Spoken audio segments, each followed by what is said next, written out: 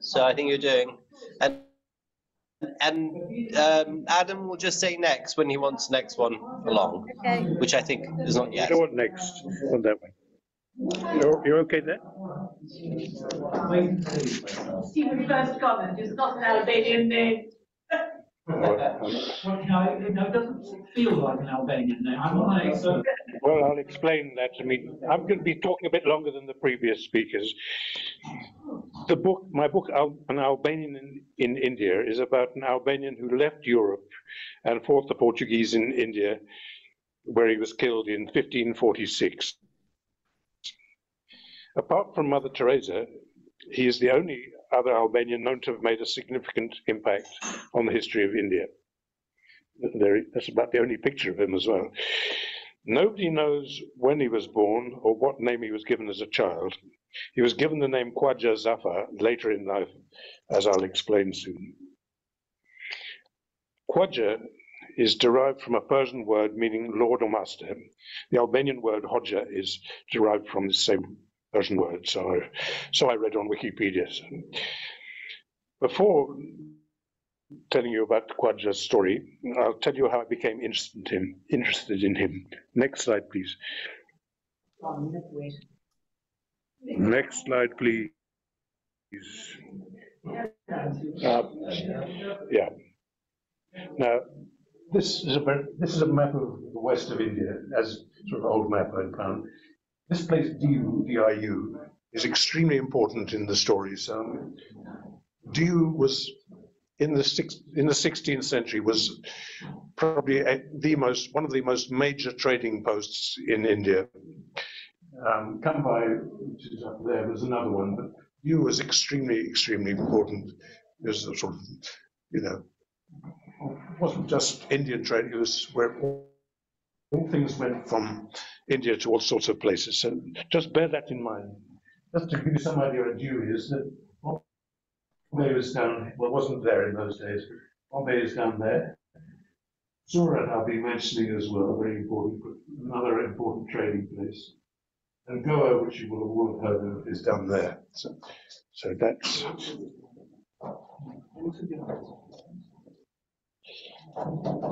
Yeah, in 2018 or 2018, Loper and I visited the former Portuguese colony of Diu.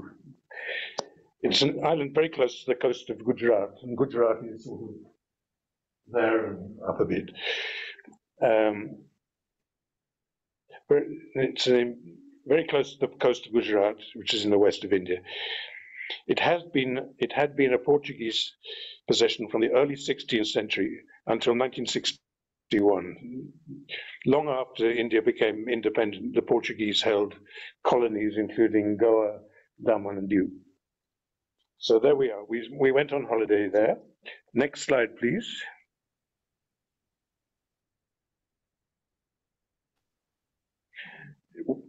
One morning, I was walking along the coast road between our hotel and the massive remains of the castle of Diu there, when I spotted this tall monument, and that aroused my interest. Next slide, please. There it is in more detail. I was very curious about it because there was no sign, no plaque, no explanation of why it was there. Recently, I looked into a fairly good guidebook to Gujarat and couldn't find it mentioned there either. So after I returned to London, I did some looking into it, and I discovered that it commemorated somebody who the Portuguese called Khwaja Safar, which is the Portuguese for Khwaja Safar. I wondered what he'd done to deserve such a monument.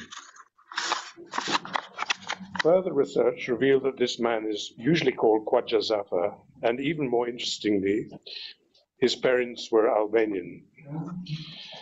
Before I knew anything about Khwaja Safar, we had already visited various places in Gujarat which were connected to his story, as I will reveal later. Next slide, please. Yeah. Khwaja's parents were Albanian Catholics living in Brindisi in the south of Italy, southeast Italy.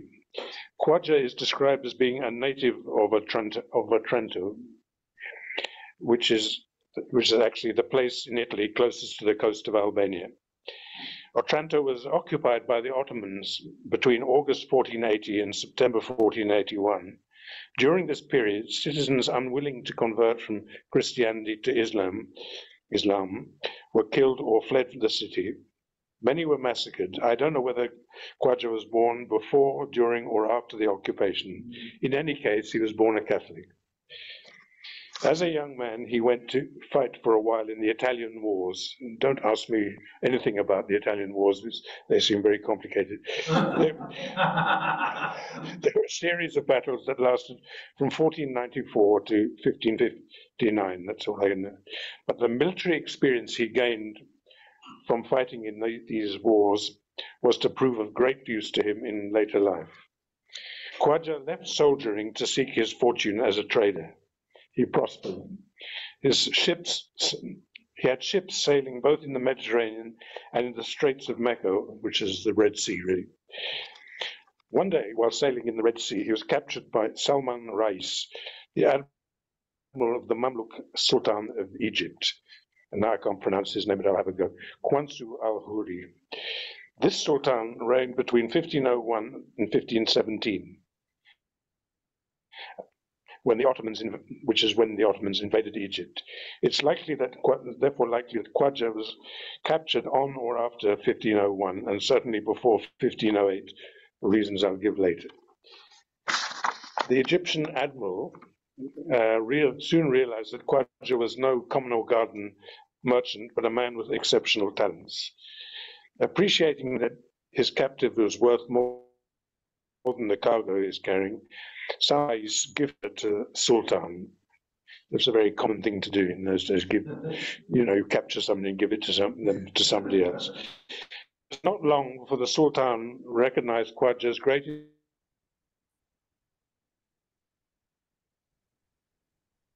and appointed him to be his treasurer. So that he's already, doing well. And also appointed him to be a participant on councils of war.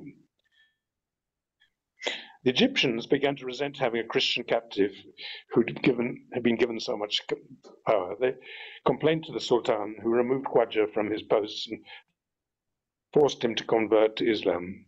And this is where your question will be answered. During his conversion, he gave up his original name, which nobody now remembers, and became known as Khwaja Safar Suleimani. Once converted, he resumed his important roles in the court of the Sultan. So, he became a Muslim by then. In 1508, acting as agent for Admiral Salman Rais, Khwaja made his first visits to important trading centers in Gujarat, to Diu and Kambai, and probably Surat. That's why I mentioned the 1508. So he must have been captured sometime between 1501 and 1508. And this makes nonsense of Wikipedia's view that he was born in 1500, because I doubt he was between 1 and 8 years old when he first sailed to Gujarat. Where have we got to? During this part of the 16th century, both the Egyptian Mamluks and the Ottoman Turks recognized that the Portuguese were threatening their previously flourishing trade in the Indian Ocean. I'll get back to that soon. A few years later, Khwaja accompanied his captor, Salman Rais, to Ottoman-occupied Yemen, where he was given an important administrative role. We'll leave Khwaja in Yemen for a while I explain briefly what was going on in the Indian Ocean at the beginning of the 16th century. Next slide, please. Yes, this is before 1498, goods from India and further east had to travel by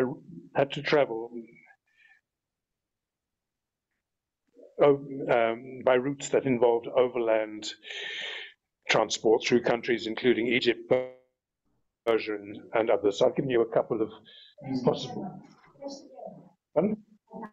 Down the bottom. Yemen is down here.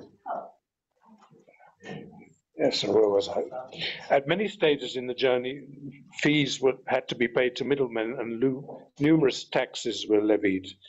Thus, the cost of the goods increased enormously as they moved from where they originated in Asia to Europe, to where they were sold in Europe. And countries along these routes became very rich with the taxes and commissions raised on the goods traveling through them. Next slide, please. Yeah. In 1498, Vasco da Gama discovered a route from Portugal to India via the Atlantic and the Cape of Good Hope. That's the green route, but the return route seems to be slightly different, but to do with the winds and things. The route was entirely by sea and avoided crossing lands where taxes could be levied. This discovery allowed the Portuguese to import Oriental goods to Europe far more cheaply than when they had to be carried overland. This made the Portuguese huge profits because they didn't have to waste money on taxes, customs duties and things. In the Indian Ocean, the Portuguese encountered vessels of trading competitors such as those of the Arabs, Egyptians, Gujaratis, and Turks. The Portuguese wanted to monopolize the trade between India and Europe and began taking action to stifle this competition. Briefly, the methods adopted by the Portuguese included a powerful, well-armed navy. They had much better ships than their competitors, and they had much better equipment altogether. Next slide, please. Building a ring of fortresses and trading posts around the Indian Ocean, including the fort at Diu. Each of these little squares was a Portuguese settlement, so they pretty much surrounded they'd done pretty well. Not all of them were forts, some of them were just settlements. And the third thing is the cartaz system. The cartaz was a permit with very strict conditions issued by the Portuguese. Vessels which were not Portuguese had to buy a cartaz for each voyage, like a passport. Ships failing to carry cartazes or even deviating from the route and other conditions specified on a cartaz were captured by the Portuguese, and their crews were harshly punished or even killed, and their boats were confiscated. These cartazes were relatively cheap, but specified that their holders, the non-Portuguese ships, had to pass through places held by the Portuguese. And in those places, they were obliged to pay hefty taxes on the goods they were traveling. And that was on both journeys. So on the way out, you might have to stop at Diu, pay a huge amount of money. On the way back, you'd have to stop at the same place and pay. So naturally, this interference with the centuries-old trade in the Indian Ocean upset those who had used the ocean before the arrival of the Portuguese, not least because of the reduction in tax revenues in places like Egypt and Turkey. In addition, expenses involved in dealing with the Portuguese who issued the permits cost traders a lot and reduced their eventual profits. And traders such as Khwaja Safar were financially inconvenienced by this. And next slide, please. This slide is thanks to one of the most excellent cafes in London, Lisboa Cafe near Portobello Road, where the coffee is excellent and actually cheaper than anywhere else. And they've got this amazing tiled mural on their wall, and this is just a little detail of it. Azulejo, exactly, if you want to be technical. At first, the Portuguese were, although less well-armed and with less maneuverable ships than those of the Portuguese, other users of the Indian Ocean tried to combat the European invaders. For example, in 1508, the combined forces of the Mamluks and others defeated the Portuguese in a naval battle near Chao, that's near to Bombay. Khwaja Safar was involved in this battle. However, a year later, the Portuguese defeated the combined fleets of the Gujaratis and Mamluks and established a factory on Diu Island. A factory is a trading post. I mean, that's the old word for a trading post. At that time, the fortified island of Diu was governed by the fierce Malik Ayaz, who was in the service of the Sultan of Gujarat. Until he died in 1522, he defended Diu so well that it could not be taken over by the Portuguese. Like Khwaja Safar and many others from the Balkans, Malik had been born a Christian in Dalmatia and was later captured and then converted to Islam. So if you were captured and competent, you could do well as a so-called slave of the Sultan or whoever. Next slide, please. That's a boat called a fusta, or a small rowing boat. It's a Portuguese one, as you can tell. Returning to Yemen, where we left Khwaja, he was there with Salman Rais, the admiral who captured him, and others, including Salman's nephew, Amir Mustafa. Things get quite complicated. In 1529, Salman Rais was murdered by a rival. Mustafa and Khwaja were summoned from the parts of Yemen where they were stationed. Salman Rais was murdered, to the place where Salman Rais was murdered. Khwaja witnessed Mustafa avenging his uncle by killing the man who'd murdered him. And shortly after that, in 1530, Mustafa and Khwaja set off for the Sultanate of Kambai in Gujarat. Khwaja travelled in his own boat with his harem, his artillery pieces, and a considerable amount of treasure. By then he was married, to whom it is not known, and he is known to have had at least 3 children, a daughter and 2 sons. Those are the only ones recorded. Next slide, please.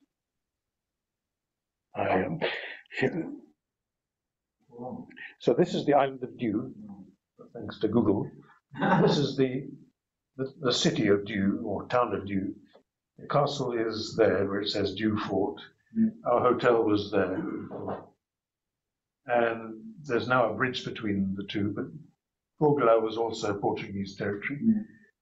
And the rest of the island is nothing special. Khwaja was no stranger to the prosperous trading centers of Gujarat, Diu and Kambai. Soon he became a close advisor of Sultan Bahadur, the ruler of Gujarat. He seemed to be good at, getting the favor of important people. He also liaised with the Portuguese in Diu. However, his true loyalties were to the enemies of Portugal. In 1531, the Portuguese attacked Diu. Khwaja helped defend the city against the onslaught. The Portuguese attack failed and they resorted to diplomacy. In 1534, the Portuguese governor of Diu made a treaty with Bahadur. Soon after this, and I warn you, it gets complicated. Soon after this, the Mughal emperor Humayun attacked Gujarat and invaded it. Meanwhile, Bahadur was attacking a neighboring state, Malwa, in Rajasthan. Bahadur was aided by the Portuguese, who were bound to do so by the Treaty of 1534. Next slide, please. Yeah. Another treaty signed in 1535 gave the Portuguese the right to construct a fort in Diu in exchange for giving further military assistance to Bahadur.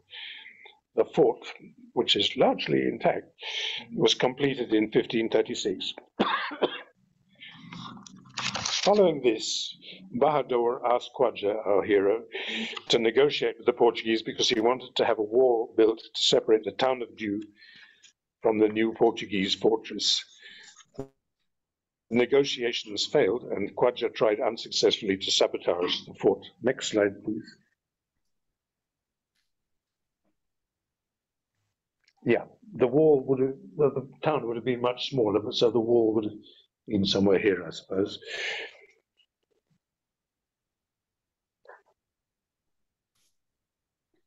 Yeah, by now, Khwaja had become an important person in the court of Sultan Bahadur. Later in 1536, Bahadur, accompanied by Khwaja, paid a visit to the recently constructed fort in Diu. They were treated respectfully during this visit, and afterwards the Portuguese regretted that the commander of the castle had neither captured nor killed Bahadur, whom they suspected was plotting against them. With Humayun defeated and gone from Gujarat, Bahadur began to regret having made a treaty with the Portuguese.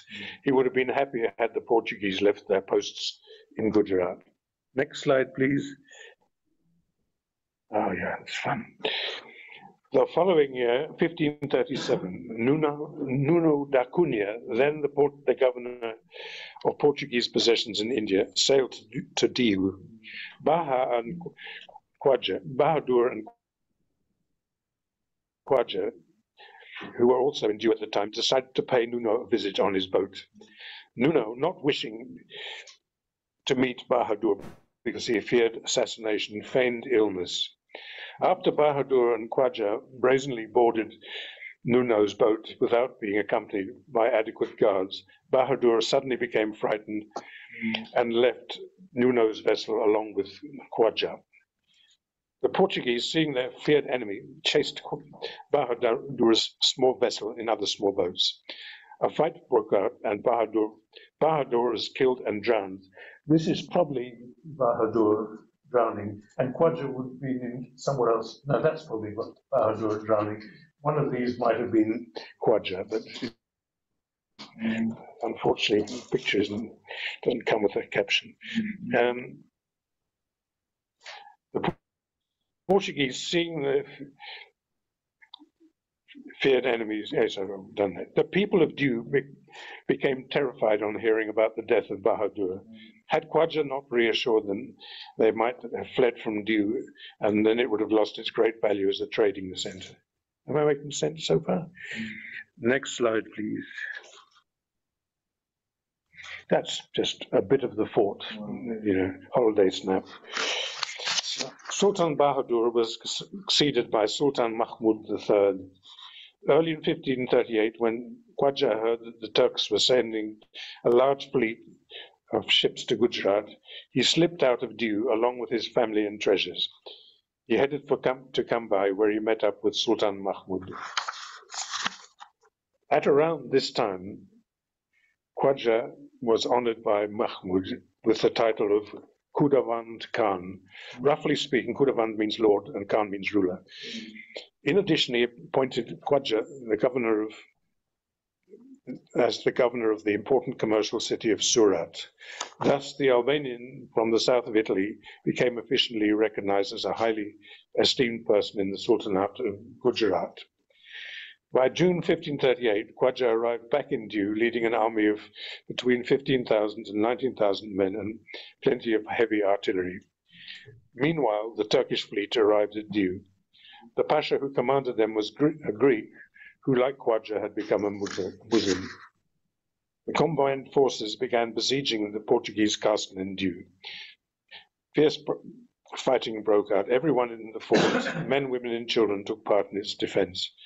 The Portuguese were amazingly tough, unbelievably tough. Eventually, the siege failed because the Turks and the Gujaratis, led by Khwaja, fell out with one another. In 1538, Khwaja signed a treaty with the Portuguese governor of Diu.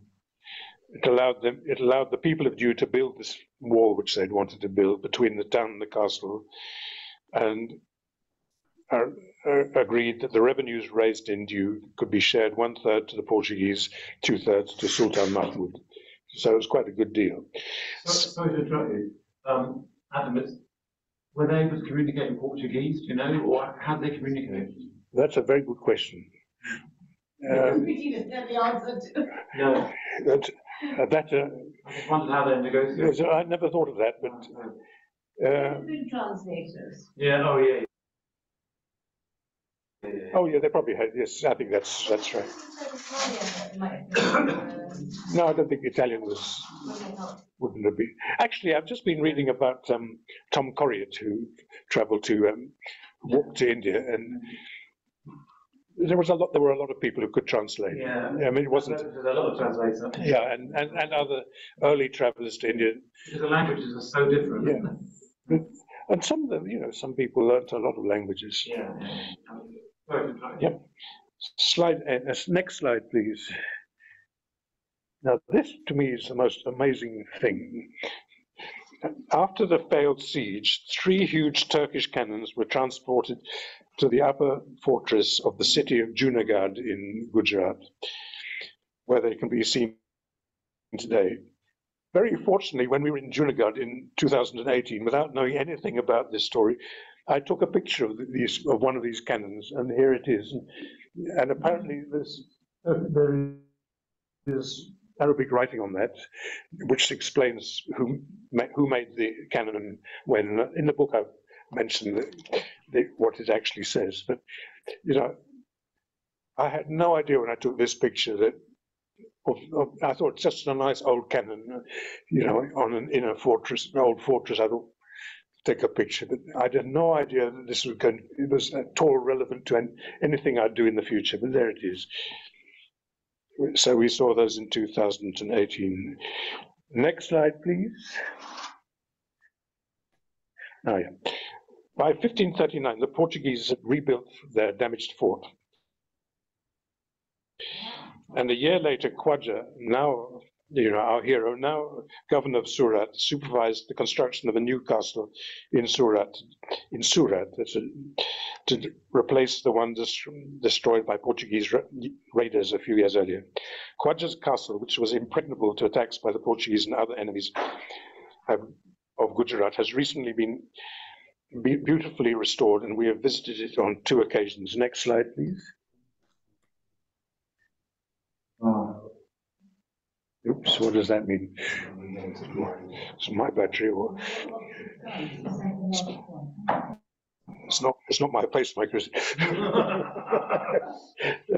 Anyway, it's been apparently very, a lot of archaeologists were involved in restoring it. Although it looks brand new, it's been done very well. Actually, they've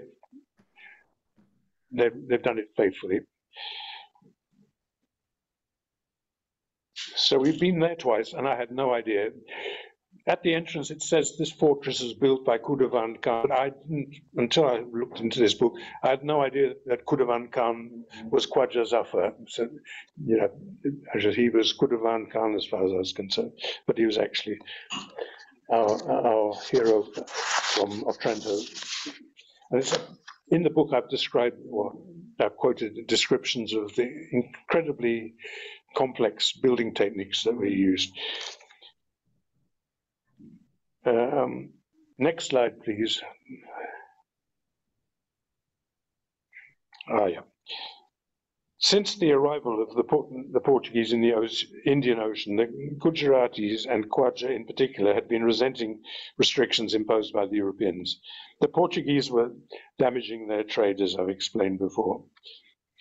Khwaja spoke to the court of Sultan Mahmud, emphasizing the need to expel the Portuguese. He made a very good point that Portugal was a small country and was attempting to maintain settlements spread widely over the globe, e.g. in Africa, Brazil, India, and further east. In other words, they had their fingers in too many pies and would be easy to defeat in Gujarat, in Diu to be specific.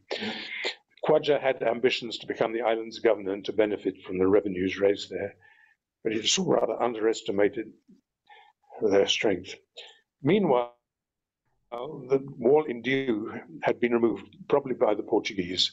Khwaja wrote from Cambay to the Portuguese governor of Newcastle to request permission to rebuild the wall. That's the wall separating the castle from the town. Dom Mascarenhas, the governor of Diu, that's him there. And this is a good picture because it shows where the town, that's where the wall was supposed to be, castle town wall.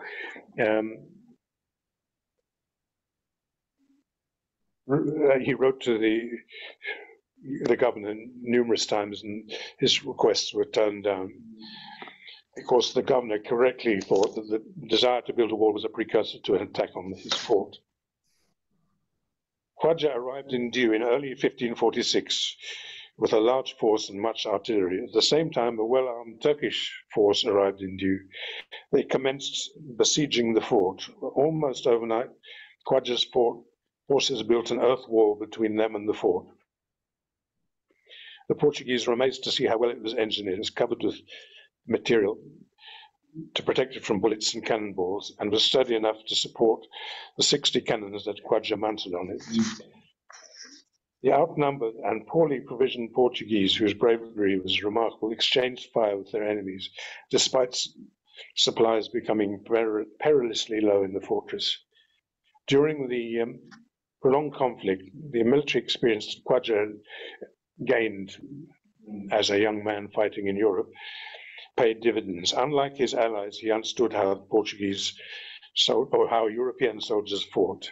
In addition, he was inventive in the methods he used to attack the fort, and there are details of that in the book. As time passed, this is the sad part of the story coming up. As time passed, Khwaja ordered his men to fill the moat that surrounded the castle. I think you can see, well, you can imagine where it would be. Almost as fast as his men filled it with material, including the bodies of dead Portuguese, men from the fort crept out and repaired it. Amazed at how the Portuguese were recreating the moat each time he filled it, he came out to inspect it. It was then, on the 24th of June, 1546, that a cannonball blew off his head, and he dropped down dead. Not surprisingly, really. It is this event that is commemorated by the monumental pillar that you saw earlier. Following his death, his son Muharram took over the command of the forces attacking the castle, and another son, Rajab, became the next governor of Surat. Next slide, please. Yeah. Khwaja was buried in a beautiful mausoleum in Surat. It was probably